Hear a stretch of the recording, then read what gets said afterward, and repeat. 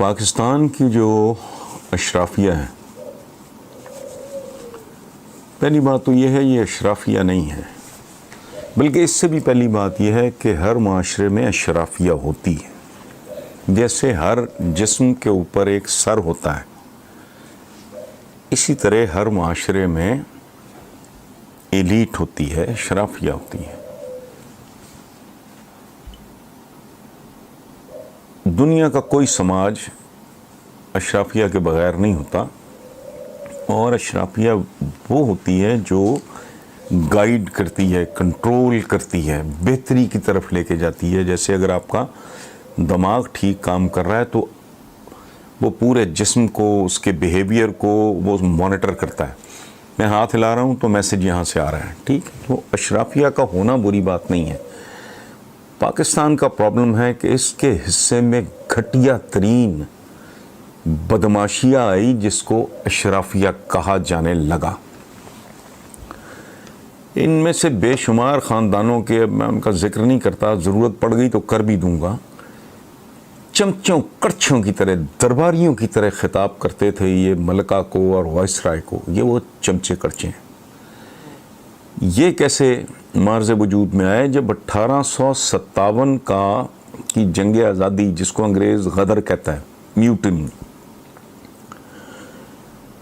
اس کے بعد جن لوگوں نے اس میں حصہ لیا تھا ان کی تو انہوں نے نسلیں ختم کر دیں۔ جن لوگوں نے ان کو مین پاور دی، پیسہ دیا، مخبریاں کی، ان لوگوں کو انگریزوں نے بہت بری طرح نوازا اور ان کو چودراہٹیں دیں، پھنے خانیاں دیں۔ پاکستان کی بے شمار فیملیز آج بھی وہ ہیں جو ان کے پروردہ تھے، جنہوں نے اپنے ہم وطنوں کے ساتھ غداری کی، انگریز کو ہر طریقے سے فیسیلیٹیٹ کیا، ہیلپ کیا، تاکہ 1857 کی جنگ آزادی میں انگریز ہار نہ جائے۔ یہ وہ اشرافیہ۔ اچھا، اب پاکستان بنتا ہے، ہوتا کیا ہے؟ یہ بدماشیہ جو ہے یہ پاکستان کے عوام کے لیے تعلیم کو تقریباً حرام سمجھتی ہے۔ بے شمار جگہ یہ مثالیں ہیں کہ فلاں جاگیردار نے، فلاں زمیندار نے، فلاں وہ فلانا امیر فلاں اور یہ اور وہ، انہوں نے اپنے علاقوں میں اسکول نہیں بننے دیے، یہ وہ۔ اچھا، انہوں نے تعلیم کو یہ سوچ کے عام نہیں ہونے دیا کہ اگر عوام پڑھ لکھ گئے تو ان میں اچھائی اور برائی کی، بدی اور نیکی کی، جائز اور ناجائز کی، صحیح اور غلط کی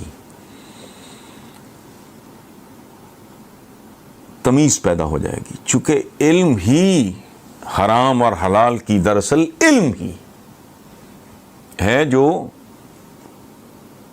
تمیز دیتا ہے۔ انہوں نے یہ سازش کی، آبادی نہ ہونے کے برابر تھی، وقت کے ساتھ ساتھ ملک پہنچ گیا 22 کروڑ پہ۔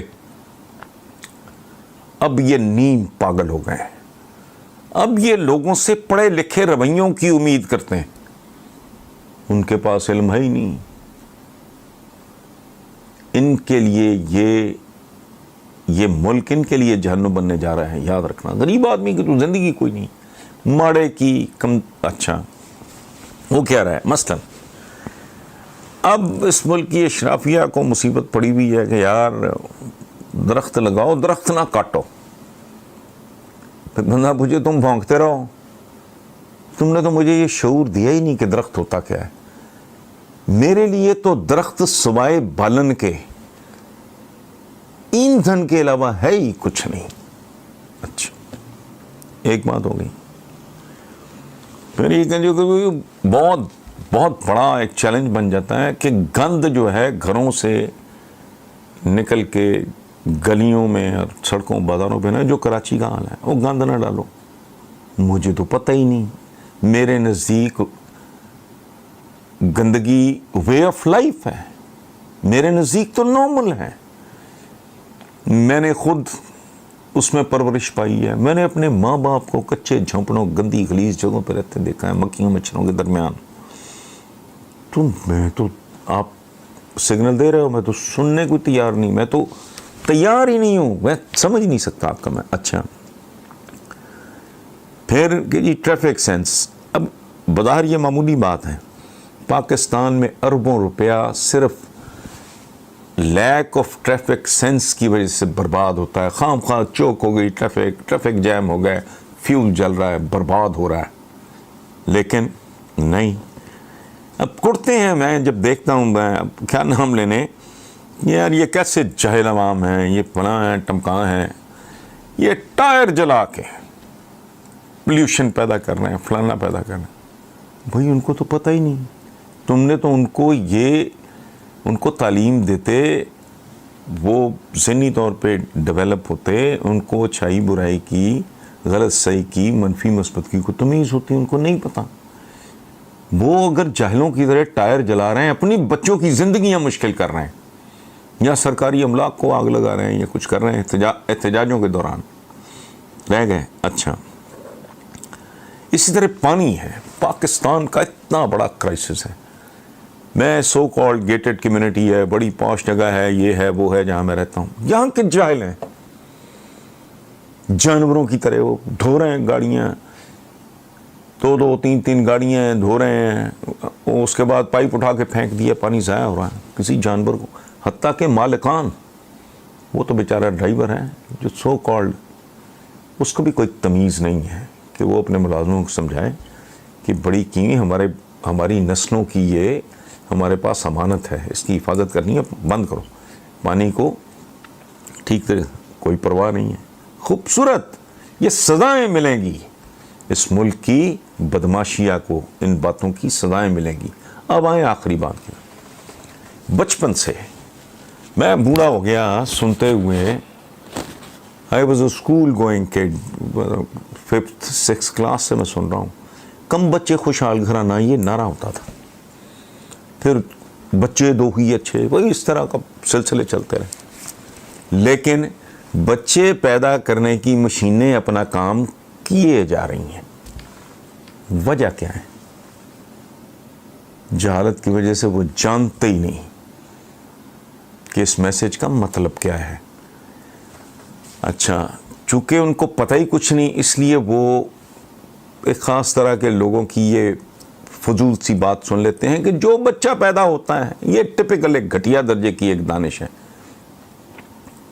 یہ فی زمانہ یہ نہیں کہ جو بچہ پیدا اس کا منہ ایک ہے, کمانے والے ہاتھ دو ہیں. اور بندہ پوچھے ہوئے کوئی شرم کرو, یہ 2 ہاتھ بچے کے 22 سال تک 24 سال تک انویسٹمنٹ مانگتے ہیں. بچہ او لیول اے لیول آگے چل 22-23 سال کی عمر میں وہ کہیں یہ سوچنے کے قابل ہوتا ہے کہ میں اپنے پیروں میں, تب تک یہ 2 ہاتھ انویسٹمنٹ. ادروائز کیا کرنا ہے, چل چھوٹے موڈا ہوٹلوں پہ کام کر رہے ہیں, اینٹوں کے بھٹوں پہ کام کر رہے ہیں. اگر یہی تم نے نیم انسان ٹائپ بنانے ہیں تو وہ کرتے رہو. سو چائلڈ پروڈکشن کی فیکٹریاں چلتی رہیں. کسی نے نہیں سوچا کہ ایسا نہیں ہو. اور میں آپ کو بتاؤں, ہمارے دین کے بارے میں نے شاید پہلے بھی عرض کیا ہوں, علی شریعتی صاحب نے کمال کا جملہ ہے کہ changing rules for the changing needs, unchanging rules for the unchanging needs. یہ ہے ہمارے دین کا حسن. اچھا قرآنک وزڈم بھی ہمیں یہ بتاتی ہے کہ مومن کی ایک پہچان یہ ہے کہ وہ اپنے عصر کے ساتھ ہم آہنگ ہوتا ہے, یعنی جس عہد میں وہ زندہ ہوتا ہے اس کے تقاضوں کو سمجھتا ہے.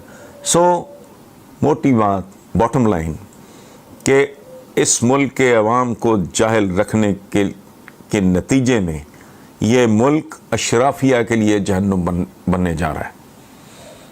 اب بھی اگر کوئی بہت بڑی تبدیلی نہیں آتی, اب بھی اگر کوئی بہت جسے کہتے ہیں نا ایمرجنسی کے بنیادوں پہ اگر آپ کام نہیں کو کرتے, تو پھر دیکھنا یہاں ہوتا کیا ہے. ابھی ریسنٹلی ورلڈ بینک نے کہا ہے, ورلڈ بینک نے کیا, ان کے کنٹری ڈائریکٹر نے کہا ہے کہ پاکستان میں آبادی کا تناسب, پاکستان میں آبادی کا تناسب, اس کی جو اس کا جو اقتصادی گروتھ ریٹ ہے اس سے 2 گنا ہے. اس کا کیا مطلب ہے؟ یہ میں پھر بچپن میں چلا جاتا ہوں، ایک گانا ہوتا تھا، آمدنی 98 خرچہ روپیہ. مطلب یہ ہے کہ جتنی آمدنی ہے اس سے 2 گنا خرچہ، تو بیڑا غرق ہی ہونا ہے ایسے بندے کا. یہ اس زمانے کی میں بات کر رہا ہوں جب 100 پیسے نہیں ہوتے تھے روپے میں، 16 آنے ہوتے تھے، تو 8 آنے کی 1 اٹھنی ہوتی تھی. بہرحال تو جس ملک کی آبادی کا تناسب اس ملک کی اکنامک جو اس کی گروتھ ہے اس سے دگنا ہو تو تم دگنی ترقی بھی کر لو گے تو کون سی توپ چلا لو گے. سو یہ اشرافیہ کو اب قدرت سزا دینے والی ہے. ان کو یہ ملک چھوڑ کے بھاگنا پڑے گا.